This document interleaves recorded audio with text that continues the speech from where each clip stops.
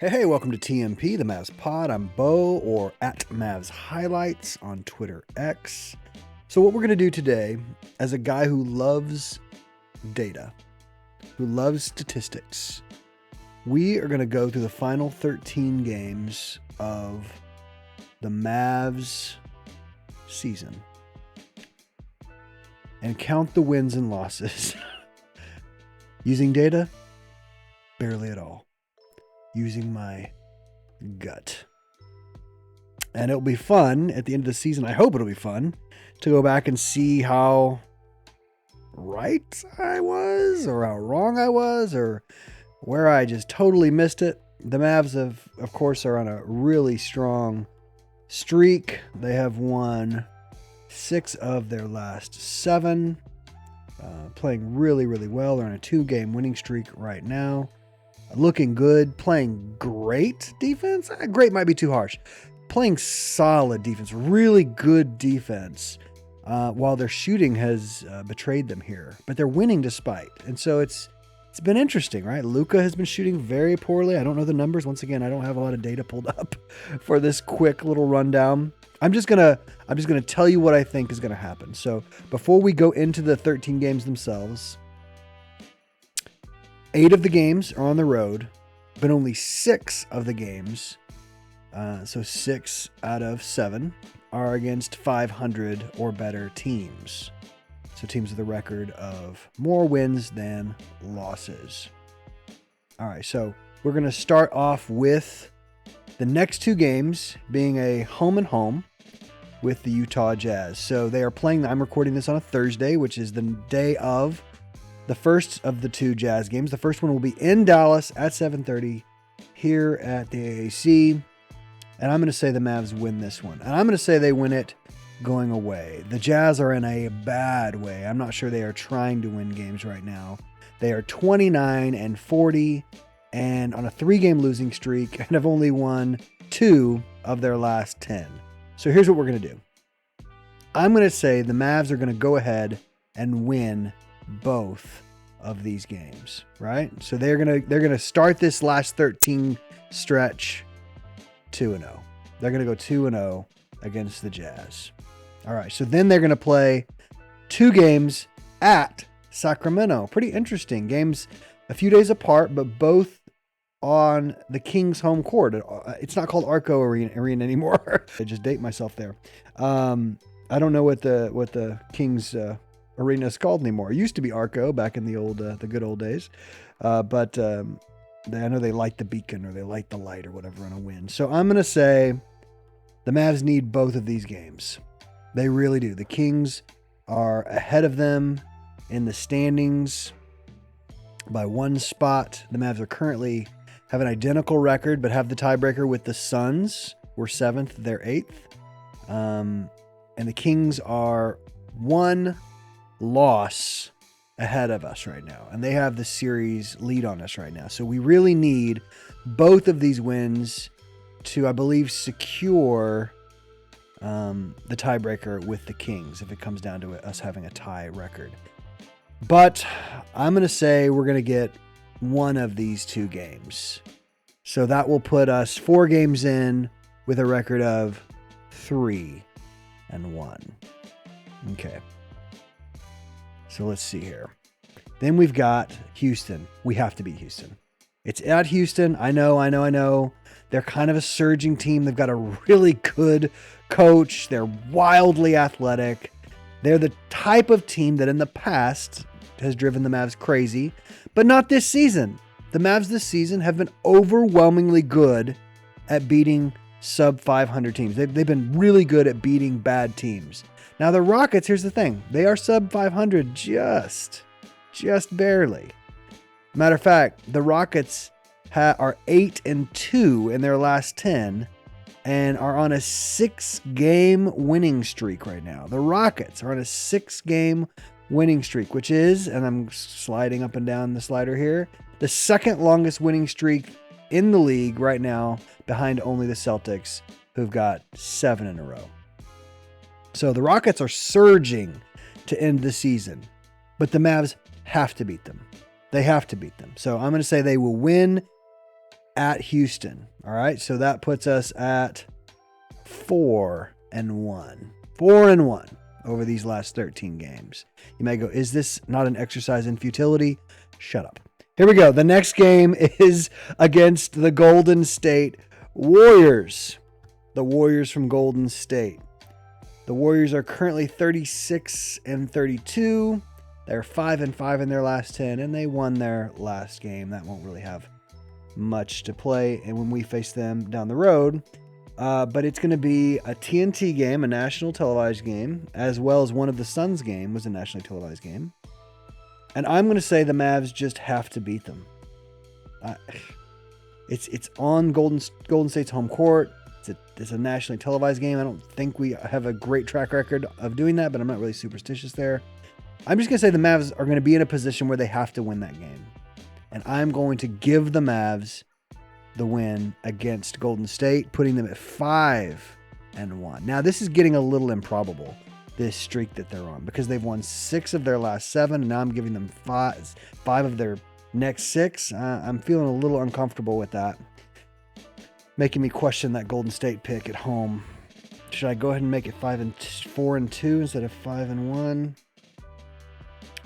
Yeah, I think the Mavs have to win it, but I'm not sure they will. I'm going to say Steph is going to do some stupid Steph stuff, and Draymond will do some stupid Draymond stuff. And unlike the last time we played the Warriors, Clay is going to show up. Clay will show up at this game, and home court, they'll get the home whistle. The Warriors will. So the Mavs will be 4-2. Hawks, we're going to beat the Hawks. Hawks are bad.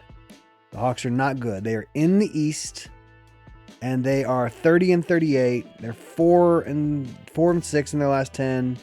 Yeah, no, we're going to beat the Hawks. We are just a better team than the Hawks. That puts us at 5-2. That's also a home game. We got to beat them at home.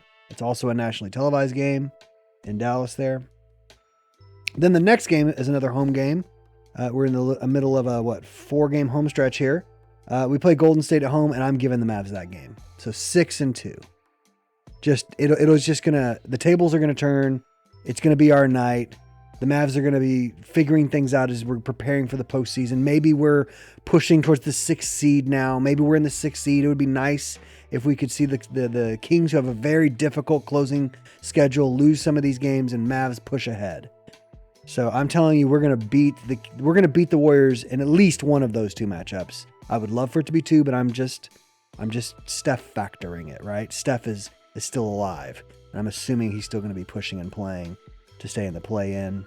They didn't spend all that money on that team to go quietly into the night. So I'm giving us that Golden State game at home. We got to win it. The next game is a Sunday game, an afternoon game, which the Mavs haven't historically been awesome in, but it's 2:30, and we're playing the Rockets again, this time at home, and we're going to beat them again. We're going to beat the Rockets because we're the better team.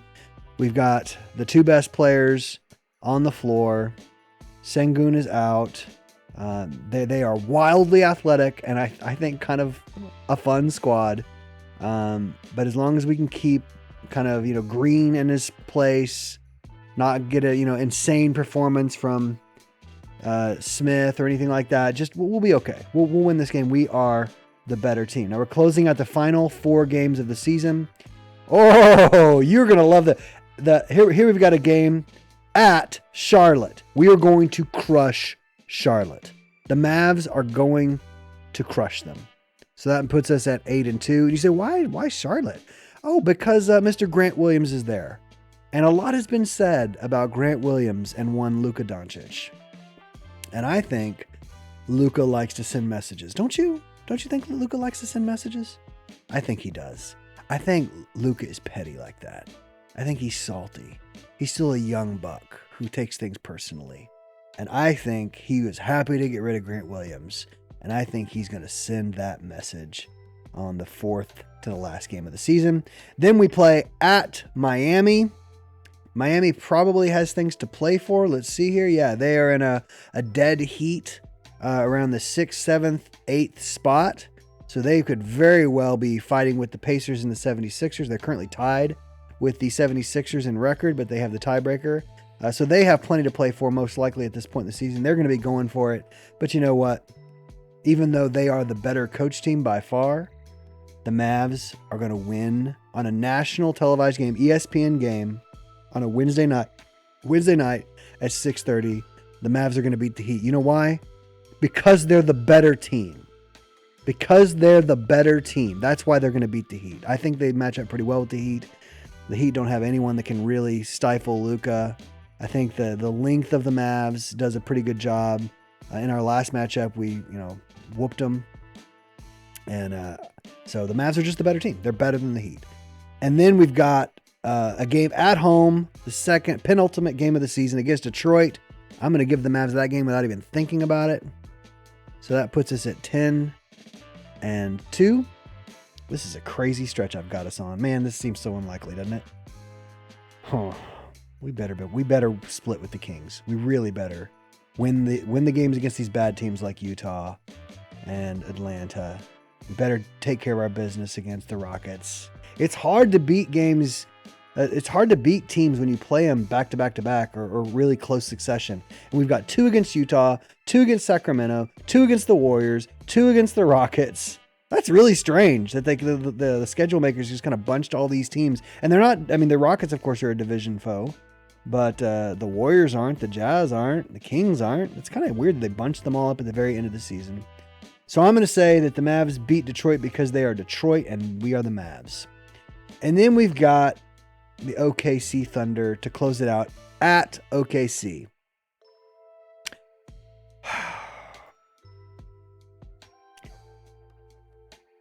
We just lost to the Thunder recently after beating them soundly the game before we played them. They are really good, and there's a really tight race for the top of the West right now. The top of the West is, from between 1 through 3, is separated by 1 game.